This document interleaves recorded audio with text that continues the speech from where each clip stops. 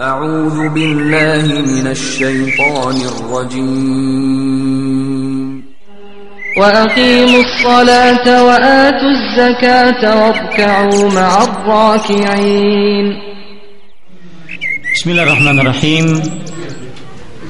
إن الحمد لله نحمده ونستعينه ونستغفره ونعوذ بالله من شرور أنفسنا وسيئات أعمالنا من يهده الله فلا مضل له ومن يضلل فلا هادي له وأشهد أن لا إله إلا الله وحده لا شريك له وأشهد أن محمدا عبده ورسوله.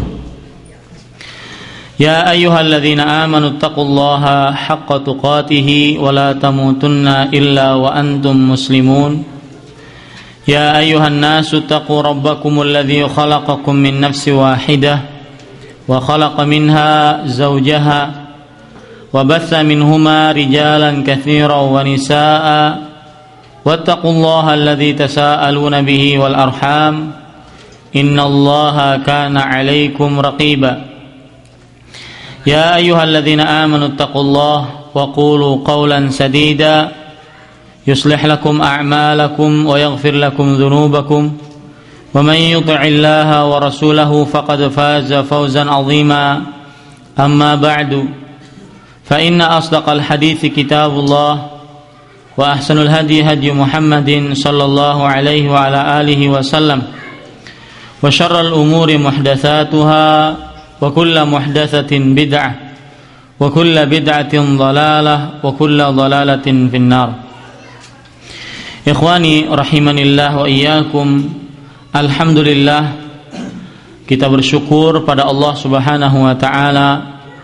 Pada hari ini, hari Jumat tanggal 15 Muharram 1431 Hijriah, kita kembali melanjutkan kajian kita tentang salat berjamaah. Salawat dan salam semoga selalu Allah berikan pada Nabi kita Nabi Muhammad sallallahu alaihi wasallam, pada keluarga beliau, para sahabat serta orang-orang yang mengikuti beliau sampai hari kiamat kelak. Saya berdoa dengan nama-nama Allah yang husna dan sifat-sifat yang ulia, semoga amal ibadah atau pekerjaan yang kita sekarang ini kerjakan termasuk amal ibadah yang diterima oleh Allah Subhanahu wa taala. Para ikhwah yang dirahmati oleh Allah Subhanahu wa taala, salat berjamaah. Pada kajian kali ini, minggu kemarin kita telah menyebutkan tentang hukum salat berjamaah beserta dalil-dalilnya. Pada kajian kali ini kita akan membahas tentang keutamaan salat berjamaah. Sebelum saya menyebutkan keutamaan di dalam hadis-hadis Rasulullah sallallahu alaihi wasallam tentang salat berjamaah, ada sebuah penemuan menarik bahwasanya orang yang suka salat berjamaah, kampung yang suka salat berjamaah laki-lakinya, itu jarang terjadi tawuran kampung, jarang terjadi cekcok antara tetangga, jarang terjadi perkelahian di antara sesama tetangga. Kenapa? Karena ketika orang sholat berjamaah, maka salah satu faedahnya adalah merasa sama satu dengan yang lainnya, baik itu kaya, miskin, tua, muda, ataupun baik itu dia pangkatnya direktur ataupun cuma bawahan. Maka ketika orang-orang ini, kaum muslimin, sholat berjamaah di masjid, akan merasakan persamaan dan tidak ada perbedaan-perbedaan status sosial di dalam kehidupan mereka. Karena ketika orang sholat berjamaah, dia di masjid sama menghadap kepada Rabb Allah yang sama, kemudian beribadah dengan ibadah yang sama, kemudian berpakaian, tata cara berpakaian dengan pakaian yang sama, kemudian berdiri mengerjakan sholat bersaf-saf di saf yang sama, di masjid yang sama. Akhirnya perbedaan-perbedaan status sosial hilang di antara mereka. Akhirnya terciptalah rasa kebersamaan, persatuan, kecintaan. Dan ini sudah ditunjukkan oleh Rasulullah Sallallahu Alaihi Wasallam. Kata Rasulullah Sallallahu Alaihi Wasallam di dalam menyamakan saf, Rasulullah Sallallahu Alaihi Wasallam bersabda, "Wala takhtalifu fatakhtalifa qulubukum." Janganlah kalian tidak rata, berbeda safnya, maka hati-hati kalian akan berbeda juga. Hadis riwayat Muslim. Nah, ini penemuan menarik para ikhwah sekalian. Jadi kaum muslimin, khususnya bagi laki-laki, hendaklah mereka menggalangkan sholat berjamaah. Apalagi nanti saya akan sebutkan, pengajian kita ini mungkin hanya akan menyebutkan tentang keutamaan sholat berjamaah. Insya Allah pertemuan ketiga nanti baru permasalahan-permasalahan yang berkenaan dengan sholat berjamaah. Saya tidak yakin kalau ada setelah ini seorang muslim mendengar keutamaan sholat berjamaah, dia masih malas untuk sholat berjamaah. Saya tidak yakin. Kenapa? Bagaimanapun ketika insya Allah nanti ketika sudah kita jelaskan, sebutkan hadis-hadisnya tentang keutamaan sholat berjamaah, orang akan selalu memperhatikan sholat berjamaah.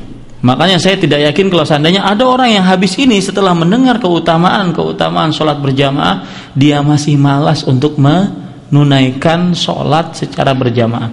Dan saya berbicara atas nama laki-laki, ya.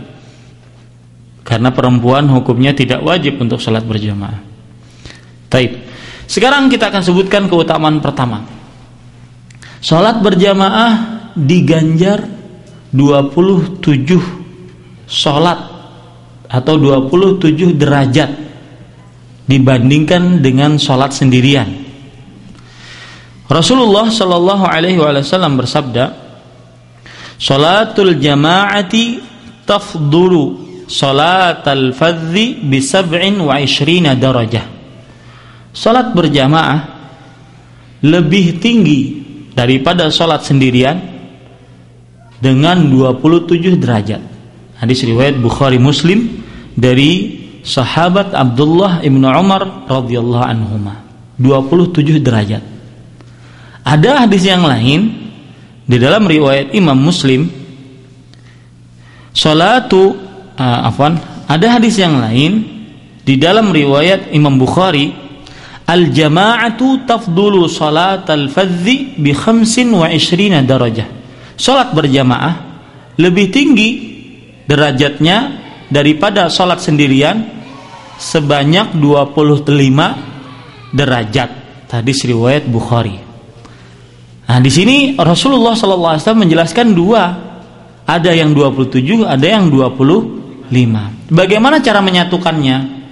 Imam Nawawi rahimahullahu taala, beliau menyebutkan cara menyatukannya adalah yang pertama, tidak ada pertentangan antara dua lafaz ini, baik 27 ataupun 25. Kenapa?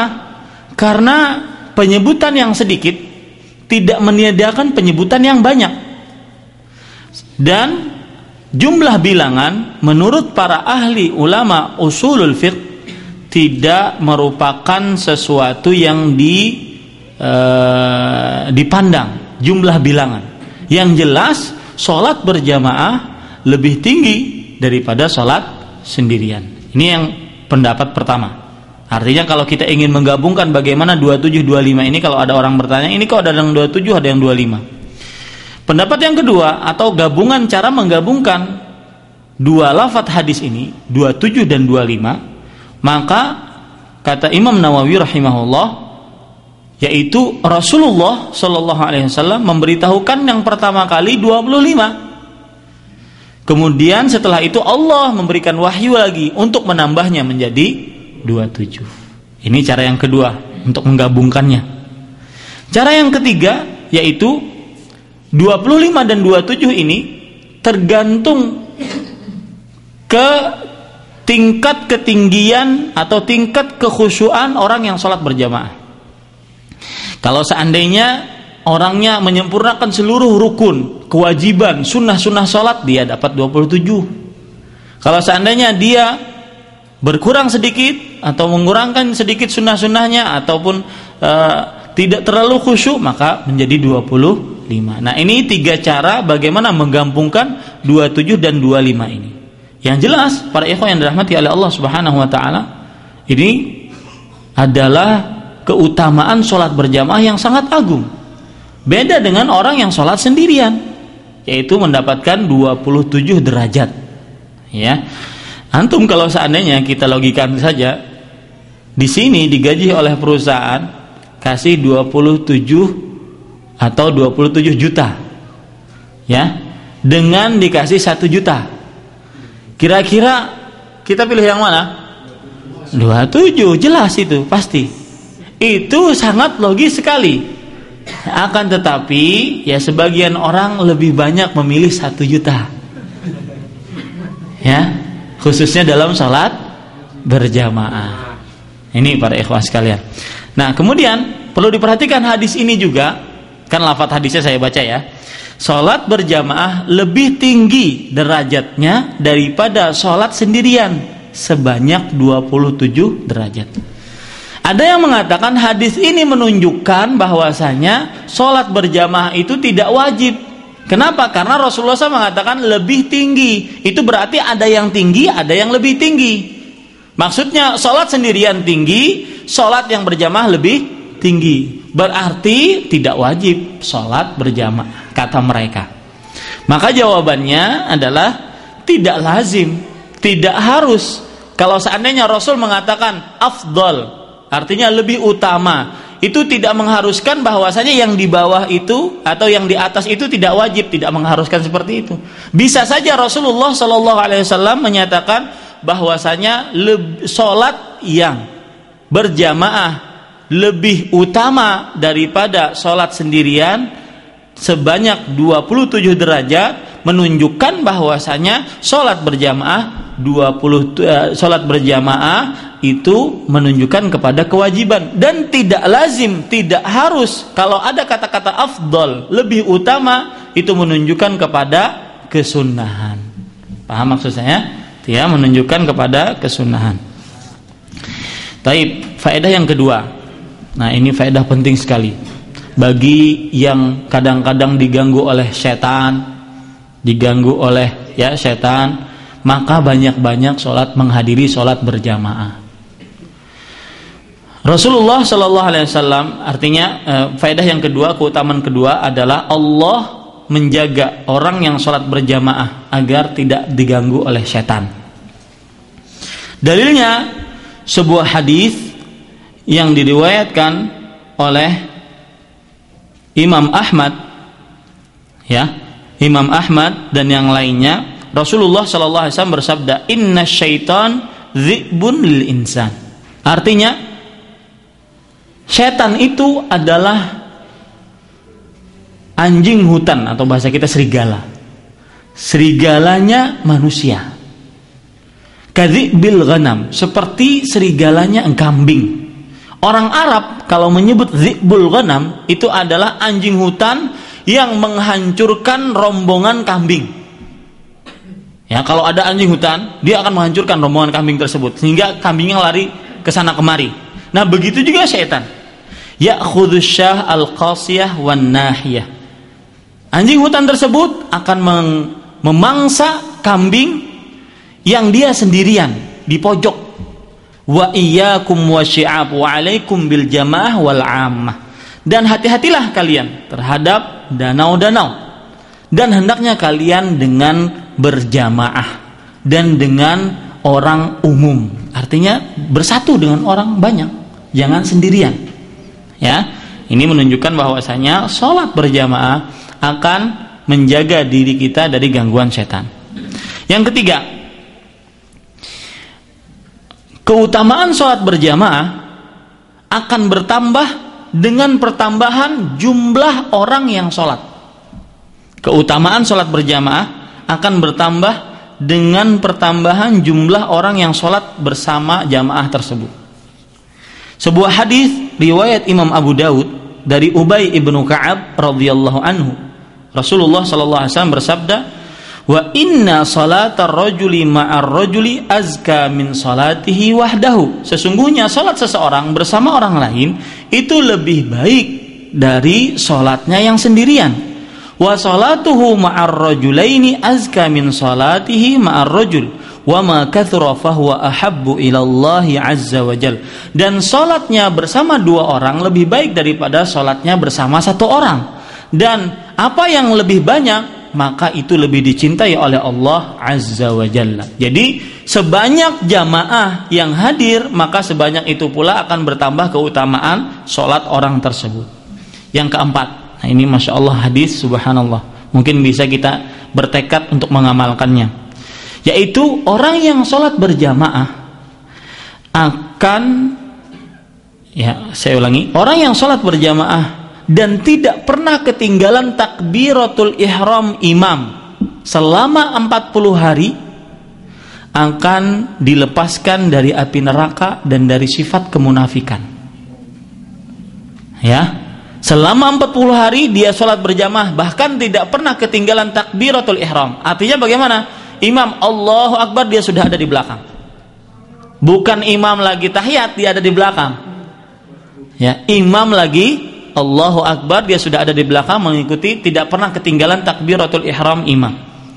Ini akan dilepaskan dari neraka dan sifat kemunafikan. Coba perhatikan hadis Rasulullah sallallahu alaihi wasallam yang diriwayatkan oleh Imam Tirmidzi dari Anas bin Malik radhiyallahu anhu. Rasulullah sallallahu alaihi wasallam bersabda, "Man shalla lillah arba'ina yawman fi jamaah yudrikut takbiratul ula kutiba lahu bara'atun minan nar bara'atun minan nifaq." Barang siapa yang sholat karena Allah, perhatikan ini permasalahan penting, karena Allah, bukan karena calon mertua, ya, bukan karena teman, tetangga. Aduh malu saya, ya, enggak sholat berjamaah karena tetangga saya sholat terus berjamaah. Bukan, karena Allah. Aduh malu ada guru enggak sholat berjamaah, enggak, tapi karena Allah. Ya, 40 hari di dalam berjamaah dia mendapati takbiratul ula, takbiratul ihram maksudnya, maka akan dituliskan baginya 2 keterlepasan. Yang pertama terlepas dari api neraka, yang kedua terlepas dari sifat kemunafikan. Ya, ini para ikhwas sekalian. Nah, hadis ini, ya, ini yang sahih tentang 40 hari sholat di masjid. Sedangkan yang digembar-gemborkan oleh sebagian yang pergi ke kota Madinah, ya, mereka harus 8 hari. Kenapa? Karena mengejar 40 kali sholat. Ya, arba'inan. Itu sudah saya tulis. Ya, ternyata hadisnya lemah. Yang sahih adalah 40 hari, bukan 40 sholat. Ya, makanya antum sering bertanya, kenapa sih di Madinah harus 8 hari? Karena mereka mengejar 40 sholat. Yang ironisnya, kalau sudah terlaksana 40 sholat di Masjid Nabawi, maka misalkan habis 40 sholat itu asar, maghribnya nggak ke Masjid Nabawi lagi. Kenapa? Ketika ditanya sudah selesai arba'innya. Nah, ini nggak benar para ikhwas sekalian. Yang kelima, sholat subuh berjamaah akan dijaga oleh Allah. Waalaikumsalam. Sholat subuh berjamaah akan dijaga oleh Allah Subhanahu Wa Taala. Coba perhatikan sebuah hadis Nabi Muhammad Sallallahu Alaihi Wasallam. Man shalla subha fahuwa fi dhimmatillah. Artinya, barang siapa yang sholat subuh, maka dia dalam keamanan Allah. Zimmatullah itu artinya keamanan Allah. Artinya Allah Subhanahu Wa Taala yang menjaganya. Fala yatlubannakumullahu min zimmatihi bi syai' fa innahu man yatlubuhu min zimmatihi bi syai' yudrikum thumma yakubbuhu ala wajhi fi nari jahannam. Artinya, saya ulangi artinya, barang siapa yang sholat subuh, maka dia di dalam keamanan Allah. Maka Allah Subhanahu Wa Taala tidak akan sama sekali meminta tanggung jawab sedikit pun kepada dia. Sesungguhnya barang siapa yang dimintai oleh Allah akan tanggung jawabnya dari sesuatu, kepada orang tersebut, maka dia akan mendapati dirinya diseret ke dalam api neraka jahanam. Jadi kalau Allah Subhanahu wa taala tidak memberikan keamanan, Allah akan meminta tanggung jawab, meminta pertanggungjawaban dari kita, maka kita akan diseretkan oleh Allah Subhanahu wa taala ke dalam api neraka jahanam. Hadis ini riwayat Imam Muslim. Dan para ikhwah sekalian, disebutkan di dalam kitab Targhib wa Tarhib bahwasanya ada lafaz lain, barang siapa yang sholat subuh secara berjamaah, maka dia di dalam keamanan Allah. Ya. Ada yang keenam, keutamaan yang keenam, barang siapa yang sholat subuh berjamaah, kemudian dia duduk berzikir kepada Allah sampai terbit matahari. Sampai terbit matahari. Kemudian dia sholat 2 rakaat, maka dia akan mendapatkan pahala haji dan umroh yang sempurna, Subhanallah. Sholat subuh berjamaah, duduk di masjid, karena kebanyakan kan sholat subuh, habis sholat subuh itu kan nggak ada kegiatan, dan ini bisa dikerjakan. Kita duduk setelah sholat subuh berzikir kepada Allah, ya, kemudian sampai terbit matahari. Kita tunggu sedikit, jangan pas terbitnya. Kita tunggu sedikit setelah terbit, kemudian kita sholat 2 rakaat. Akan apa? Mendapatkan pahala haji, umroh, sempurna. 3 kali. Rasulullah SAW menyebutkan 3 kali. Ya, hadis ini diriwayatkan oleh Imam Tirmidzi dari sahabat Anas bin Malik radhiyallahu anhu. Saya bacakan hadisnya. Man shallal fajra fi jamaah, barang siapa yang sholat subuh berjamaah, bukan di kamar masing-masing, ya, apalagi jam 6 atau jam 7, ya. Tsumma qa'ada yadhkurullaha hatta tatlu asy-syams, kemudian dia duduk berzikir kepada Allah sampai terbit matahari. Tsumma shalla rak'atain kanat lahu ka ajri hajjatin wa umrah tammatin. Kemudian dia salat 2 rakaat, maka baginya mendapatkan pahala seperti pahala haji dan umrah sempurna. Ini yang keenam. Yang ketujuh, agungnya pahala sholat isya dan subuh berjamaah. Agungnya pahala sholat isya dan subuh berjamaah, yaitu pahalanya seperti sholat malam semalaman suntuk. Siapa yang mampu sholat malam semalaman suntuk, Pak? Dari mulai habis isya sampai subuh, sholat semalaman suntuk, berat, ya. Maka hadis, kalau orang sholat subuh berjamaah, isya berjamaah, maka dia akan mendapatkan pahala itu. Coba perhatikan sebuah hadis riwayat Muslim.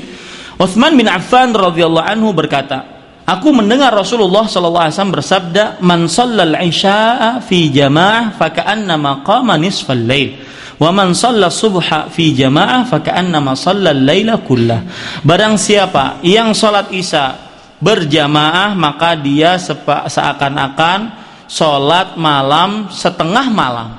Barang siapa yang sholat subuh berjamaah, maka dia seakan-akan sholat malam semalaman suntuk atau sepanjang malam. Para ulama menjelaskan akan hadis ini, maksudnya adalah siapa yang sholat isya dan subuh berjamaah, maka dia mendapatkan pahala sholat malam sepanjang malam. Barang siapa yang sholat isya saja berjamaah, maka dia akan mendapatkan setengah malam.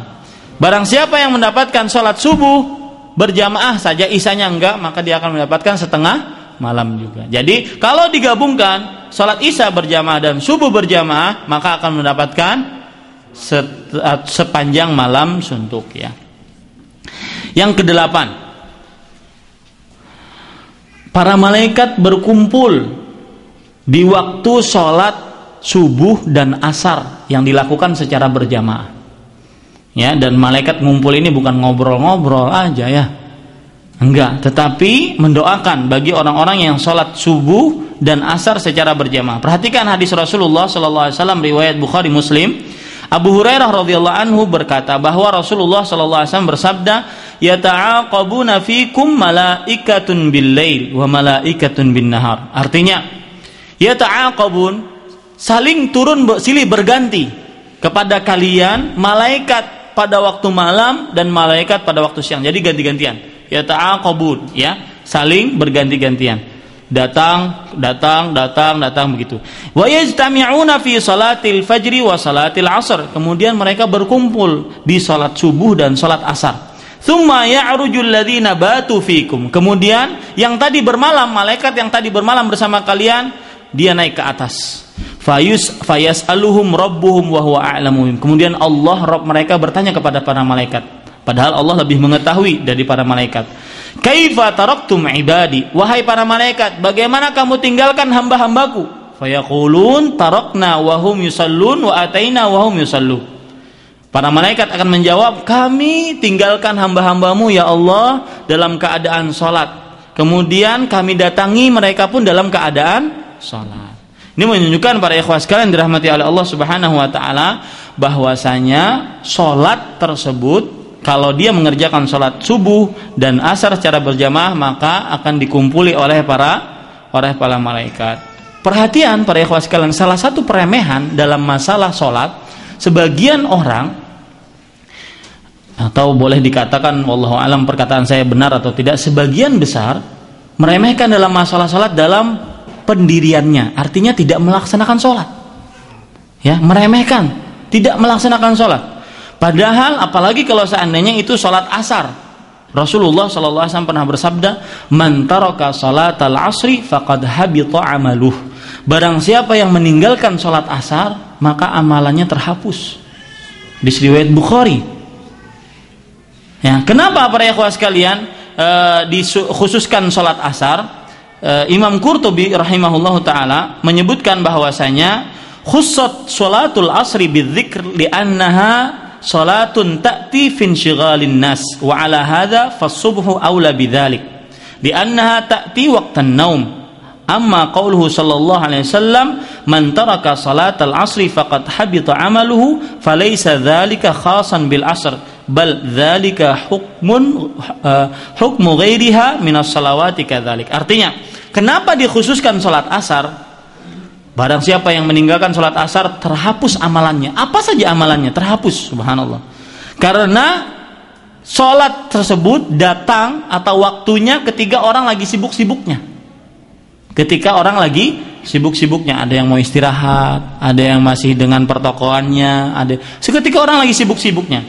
Ya, ini menunjukkan bahwasanya sholat asar kenapa dikhususkan. Padahal sholat lain juga akan berpengaruh seperti itu pula. Ya, kalau seandainya ditinggalkan dengan sengaja. Kemudian para ikhwan yang dirahmati oleh Allah Subhanahu wa taala, yang kesembilan, keutamaan yang kesembilan, Allah ta'ajjub dengan orang yang sholat berjamaah.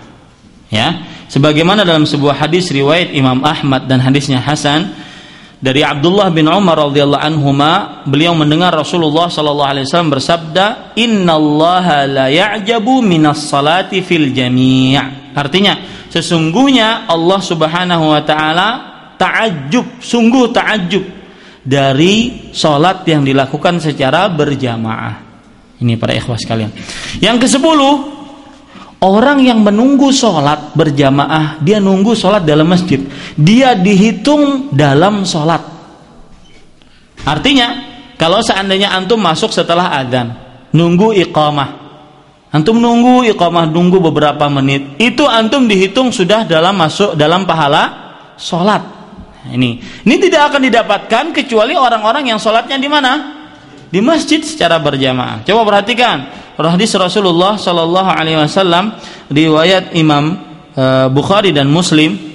Abu Hurairah radhiyallahu anhu bersabda, Abu Hurairah radhiyallahu anhu berkata bahwa Rasulullah sallallahu alaihi wasallam bersabda, la yazalul 'abdu fi salatin ma kana fi musallahu yantadhirus shalah.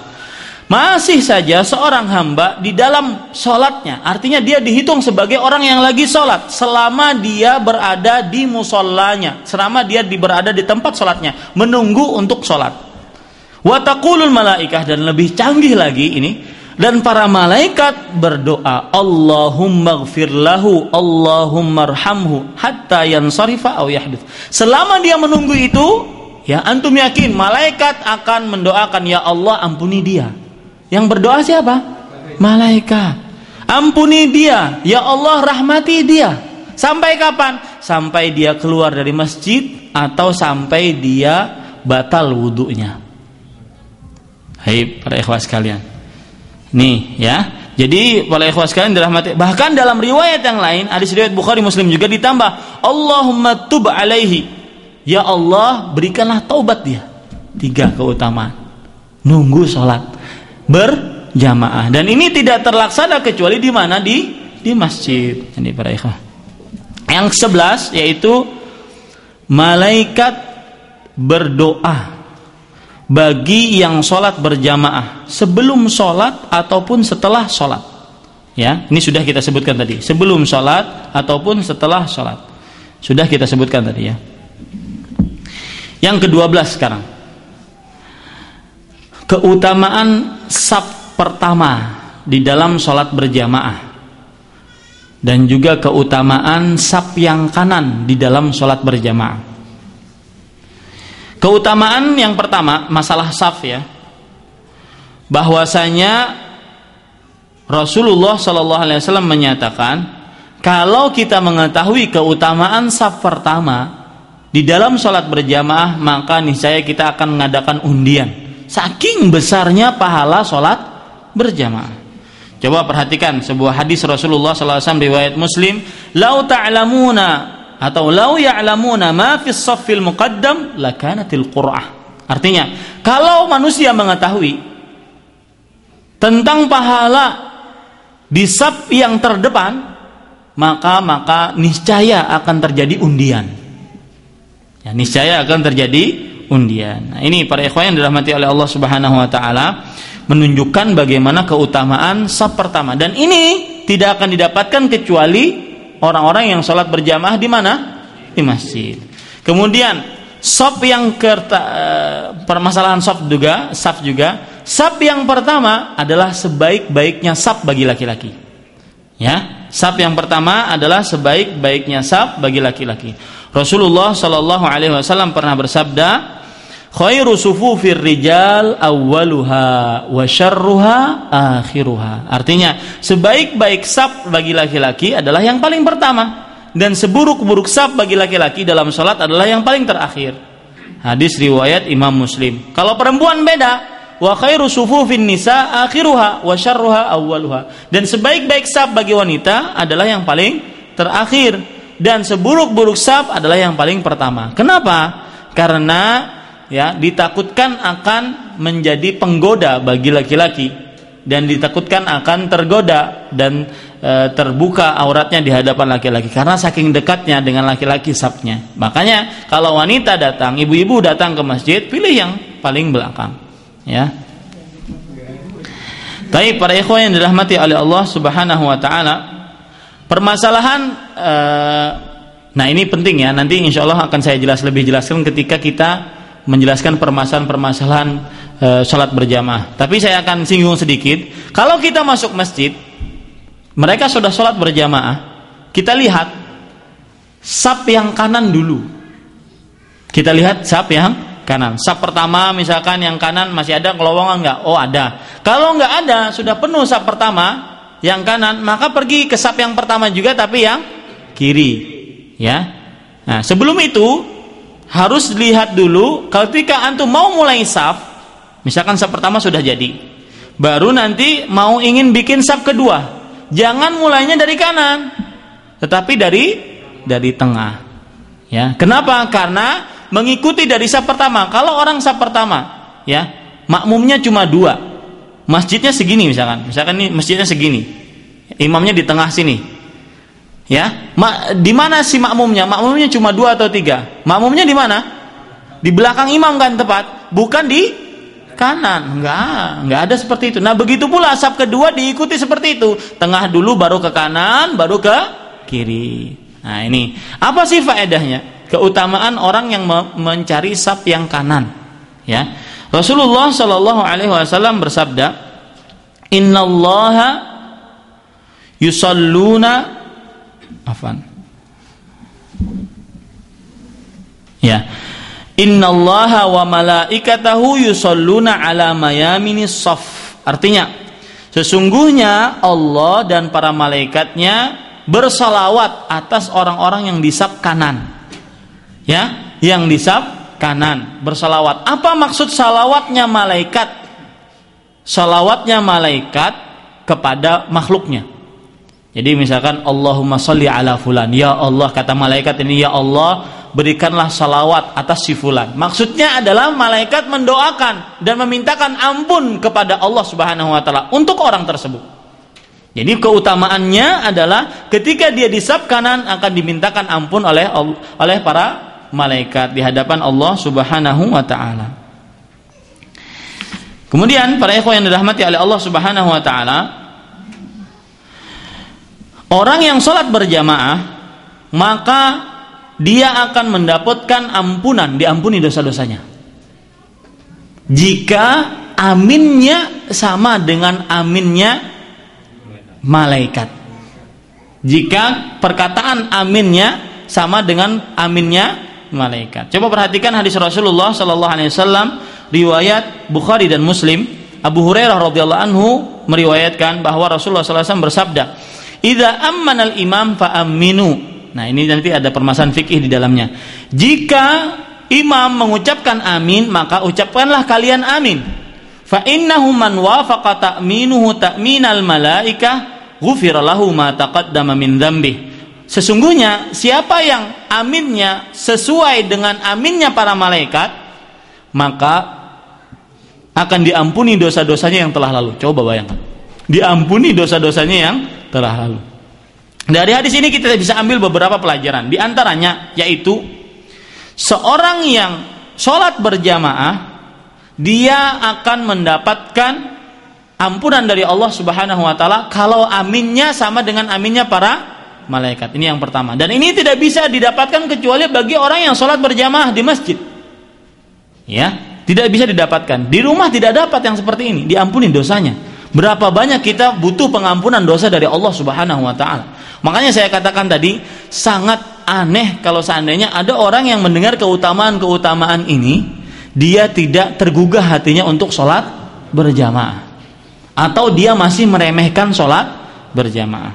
Itu faedah yang pertama dari hadis ini. Faedah yang kedua, Rasulullah SAW bersabda, jika imam mengucapkan amin, maka aminilah. Sekarang makmum itu mengucapkan amin itu kapan? Siapa yang mau jawab? Ketika waladhdallin. Otomatis berbeda dengan hadis Rasulullah SAW. Rasul SAW menyebutkan jika imam melaksanakan amin, mengucapkan amin, maka para makmum hendaklah mengamininya. Itu pun setelah aminnya imam. Kata imam waladhdallin, amin. Baru setelah itu makmum, para makmum. Itu semestinya yang seperti itu. Nah, sekarang ada orang yang bertanya, mana sih yang benar? Apakah ketika waladhdallin, ya, waladhdallin kita langsung amin, atau kita nunggu aminnya aminnya imam? Padahal imam kadang-kadang nggak kedengaran imamnya, atau nggak baca sekalipun. Nah, ini bagaimana? Padahal hadisnya kita ingin mendapatkan hadis ini kan? Siapa yang sesuai aminnya dengan aminnya malaikat akan diampuni dosanya. Maka jawabannya adalah kalau dia sudah mengucapkan waladhdallin, maka boleh kita selesai ya, waladhdallin selesai, baru kita boleh mengucapkan amin. Kenapa para ikhwah sekalian? Karena kalau seandainya kita menunggu aminnya imam, terutama di zaman sekarang ini, ya, yang hampir tidak dikerjakan lagi hadis ini, maka kita akan menunggu kita amin setelah kemudian imam membaca surat ayat, ya. Maka yang paling pas tetap kita akan mendapatkan insyaallah keutamaan dari hadis ini, yaitu dengan cara imamnya mengucapkan waladhdallin selesai, baru kita mengucapkan amin. Ya, baru kita mengucapkan. Yang fatal terjadi kesalahan adalah belum selesai waladhdallinnya. Ya, waladhdallin, amin. Innya belum. Nah, itu tidak sesuai dengan apa yang diajarkan oleh Rasulullah SAW. Kita sudah tidak sesuai dengan apa yang diajarkan oleh Rasulullah SAW, ditambahkan dengan yang seperti itu lebih parah lagi. Maka tunggu dulu sampai amin. Maka pada saat itu kalau seandainya imam, kita bisa mendengarkan imam mengucapkan amin, kita ucapkan setelah imam, aminnya imam. Tapi ya untuk di zaman sekarang yang sudah bercampur baur para makmum dengan kadar kapasitas keilmuan mereka masing-masing, maka lebih baik kita ucapkan imam mengucapkan waladhdallin, selesai baru langsung kita mengucapkan amin. Dan itu termasuk daripada masuk dalam hadis ini. Nah, ini yang disebutkan oleh Imam Albani rahimahullah ketika ditanya dalam permasalahan ini, para ikhwan sekalian. Karena dalam hadis lain Rasulullah sallallahu alaihi wasallam mengatakan, wa idza qala ghairil maghdubi alaihim waladdallin amin. Dan jika imam mengatakan ghairil maghdubi alaihim, maka ucapkanlah amin. Jadi waladdallin, ya, baru makmum mengucapkan amin. Hadis riwayat Muslim. Apa faedahnya? Kata Rasulullah sallallahu alaihi wasallam, siapa yang mengucapkan amin setelah imam mengucapkan waladdallin yuhibbukumullah, Allah akan mencintai kalian. Subhanallah. Nggak akan didapatkan kecuali orang yang sholat berjamaah. Rugi, pokoknya orang yang nggak sholat berjamaah rugi, gigi. Ya, RU GIG rugi, rugi pokoknya. Orang yang nggak sholat berjamaah, ya susah untuk dapatkan cinta Allah, itu susah, susah sekali. Ada seorang sahabat sampai bertanya kepada Rasulullah, ya Rasulullah, ayyun nasi ahabbu ilallah. Kita mungkin bisa menyatakan diri kita cinta kepada Allah, gampang. Saya mencintai Allah, tapi bagaimana kita bisa dicintai oleh Allah Subhanahu wa taala? Wahai Rasulullah, manusia manakah yang paling dicintai oleh Allah? Makanya pertanyaannya, manusia manakah yang paling dicintai oleh Allah? Jawabannya adalah anfa'uhum linnas, manusia yang paling bermanfaat bagi manusia. Nanti saya akan bahas hadis ini. Masya Allah, hadis agung sekali, subhanallah, agung, ya. Kemudian Rasulullah SAW bersabda, ketika ditanya ayyul amali ahabbu ilallah, amalan apakah yang paling dicintai oleh Allah? Kata Rasulullah SAW, sururun yudkhiluhu fi qalbil muslim, kegembiraan yang dia masukkan ke dalam hati saudaranya yang muslim. Kemudian Rasulullah menjelaskan bagaimana bentuk kegembiraan ini. Wala an amshi ma'a akhi al-muslim fi hajatin ahabbu ilayya min an a'taqifa fi masjidi hadha syahran. Artinya, sungguh aku berjalan bersama saudaraku yang muslim untuk sebuah keperluan dia, ya, lebih aku cintai daripada apa? Aku beriktikaf di masjidku ini, Masjid Nabawi loh. Bukan sembarangan masjid. Beriktikaf di Masjid Nabawi. Ya, selama sebulan, bukan sehari, sebulan. Ini para ikhwah sekalian dirahmati. Dalam riwayat yang lain di akhirnya Rasulullah SAW menyatakan, wala an amshi ma'a akhi al-muslim fi hajatin hatta yatahayya lahu, dan aku berjalan bersama saudaraku yang muslim di dalam sebuah keperluan sampai keperluannya selesai, maka Allah akan menetapkan kakinya yang mana pada hari kiamat kelak telapak-telapak kaki tergelincir dan juga masuk ke dalam api neraka. Ketika kita jalan di sirat itu kan sesuai dengan amalan kita. Makanya para ikhwan sekalian, ya, termasuk amalan yang sangat mudah yaitu jalan sama teman. Butuh apa? Ayo kita jalan. Butuh apa? Ya, orang berilmu begitu. Makanya Allah Subhanahu wa taala menyatakan, hal yastawil ladzina ya'lamun wal ladzina la ya'lamun. Apakah sama orang yang berilmu dengan orang yang tidak berilmu? Enggak akan sama. Dari sisi manapun tidak akan sama. Orang yang berilmu, dia akan menghasilkan, memproduksi pahala yang akan dia dapatkan nanti di akhirat, dia perlukan di akhirat dengan cara yang mudah dan gampang. Karena dengan ilmunya. Ini para ikhwah yang dirahmati oleh Allah Subhanahu wa taala. Kemudian para ikhwah yang dirahmati oleh Allah Subhanahu wa taala, sekarang ana sebutkan beberapa keutamaan berjalan ke masjid untuk sholat berjamaah. Tadi kan keutamaan sholat berjamaah. Ini jalannya saja sudah ada utama. Jalannya belum sampai masjid, belum sholat berjamaah, jalannya aja. Ya, ini para ikhwan yang dirahmati oleh Allah Subhanahu Wa Taala. Sebuah hadis dari Nabi Muhammad SAW.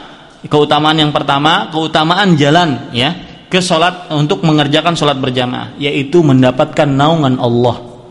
Yang mana pada hari itu tidak ada naungan kecuali naungan Allah Subhanahu Wa Taala.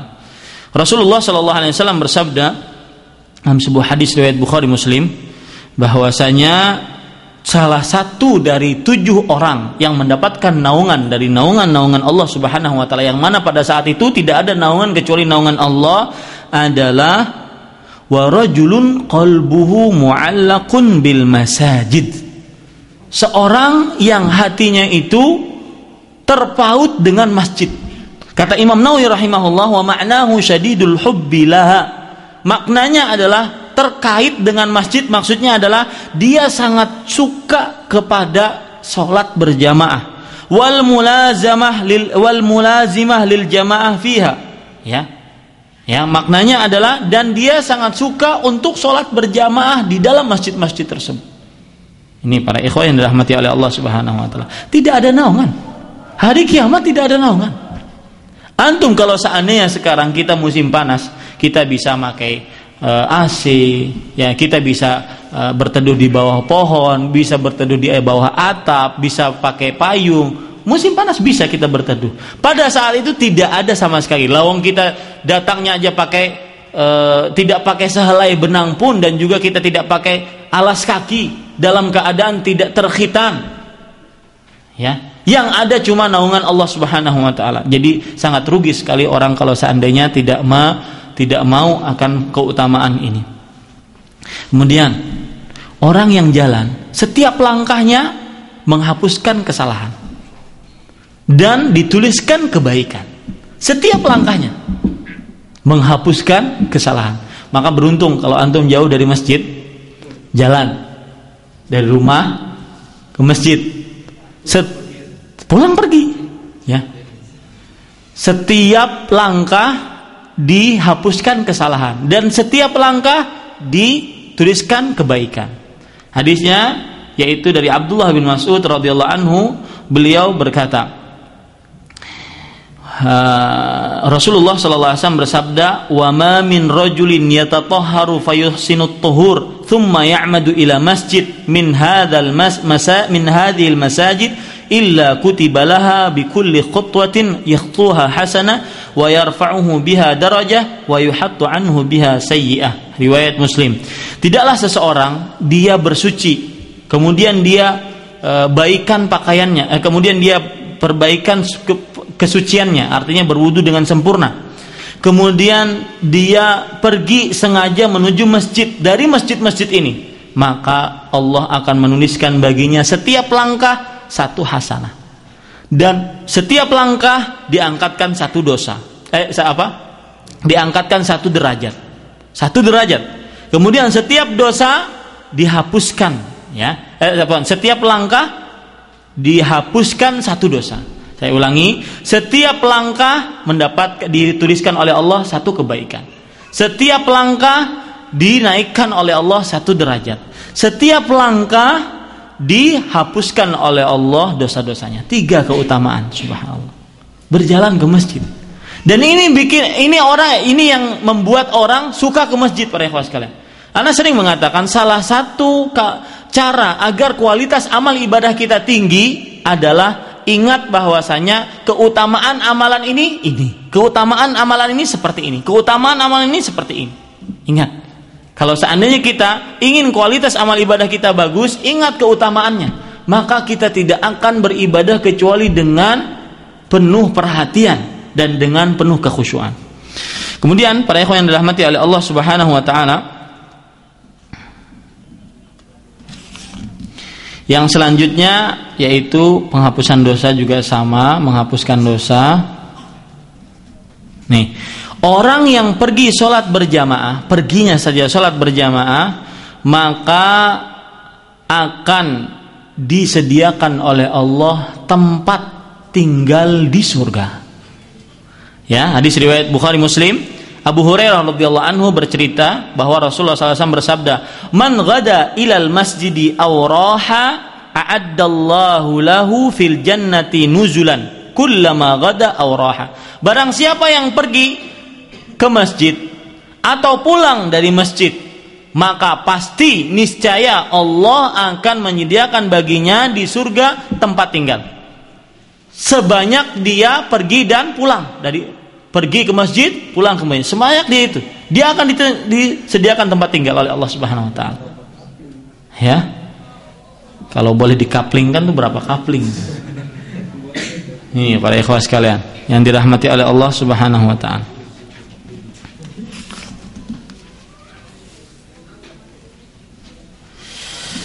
Kemudian para ikhwah yang dirahmati oleh Allah Subhanahu wa taala, orang yang pergi menuju salat berjamaah dalam keadaan bersuci, maka dia seperti orang yang menunaikan haji. Ya, coba perhatikan sebuah hadis riwayat Abu Daud. Rasulullah sallallahu alaihi wasallam bersabda, "Man kharaja min baitihi mutatahhiran ila salatin maktubah fa ajruhu ka ajril hajil muhrim."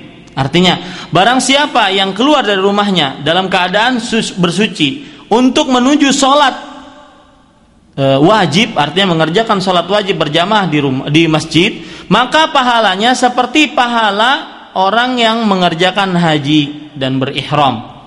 Nih para ikhwah yang dirahmati oleh Allah Subhanahu wa taala.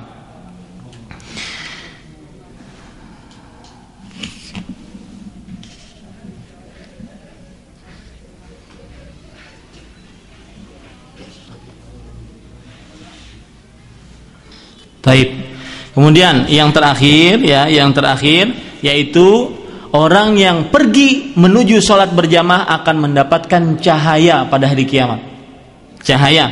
Rasulullah sallallahu alaihi wasallam pernah bersabda, riwayat Abu Daud, "Basyiril masya'ina fil dhulam ilal masajidi bin nurit tami yaumal qiyamah." Artinya, berikanlah kabar gembira bagi orang-orang yang berjalan pada waktu gelap menuju masjid. Ini ceritanya ketika sholat subuh. Dulu kan nggak ada listrik, Pak. Nah, kalau seandainya keluar rumah untuk sholat subuh, maka gelap. Maka yang dimaksudkan oleh Rasulullah SAW ini, berikanlah kabar gembira bagi orang-orang yang berjalan di kegelapan menuju masjid-masjid. Dia akan mendapatkan cahaya yang sempurna pada hari kiamat. Ya, yang mana pada saat itu seseorang sangat membutuhkan sekali cahaya.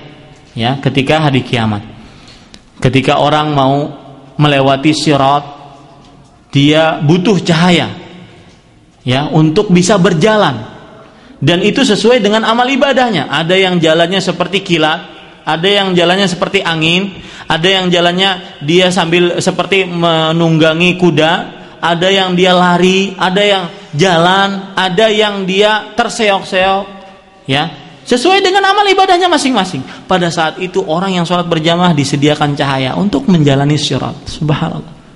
Ya, indah sekali. Janganlah kita seperti manusia yang disebutkan oleh Allah Subhanahu wa taala. Dia berkata, "Rabbirji'un la'alli a'malu salihan fima taraktu." Ya Allah, kembalikan aku ke dunia. Orang-orang yang meninggal sekarang mereka berkata, "Ya Allah, kembalikan aku ke dunia. Mungkin saja aku bisa beramal."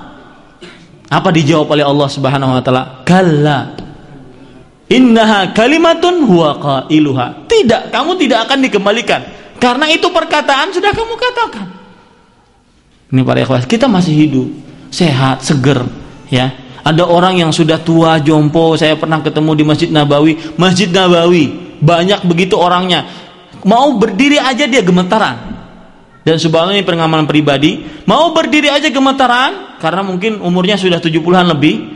Dan cara sholatnya dia juga sudah tidak mendengar, ya, tunarungu, tidak mendengar karena saking tuanya.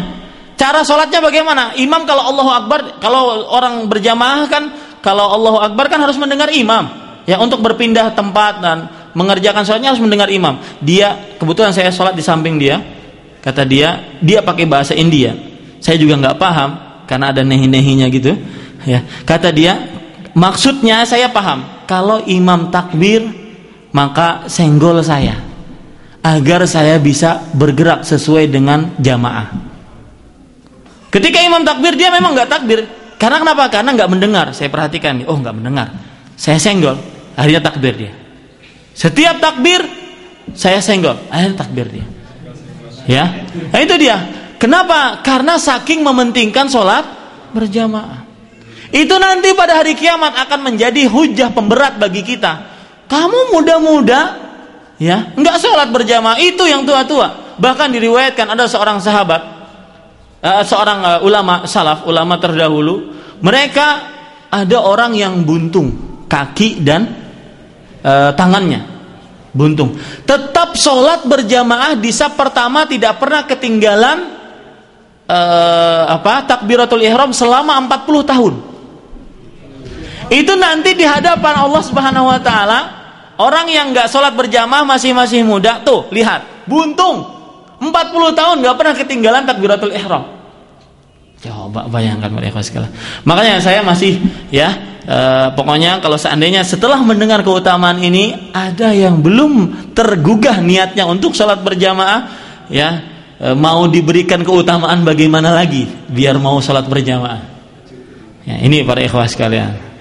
Taib. Apa yang baik itu hanya dari Allah Subhanahu wa taala. Apa yang buruk itu dari kami pribadi manusia biasa. Sallallahu alaihi Muhammad. Wassalamualaikum warahmatullahi wabarakatuh.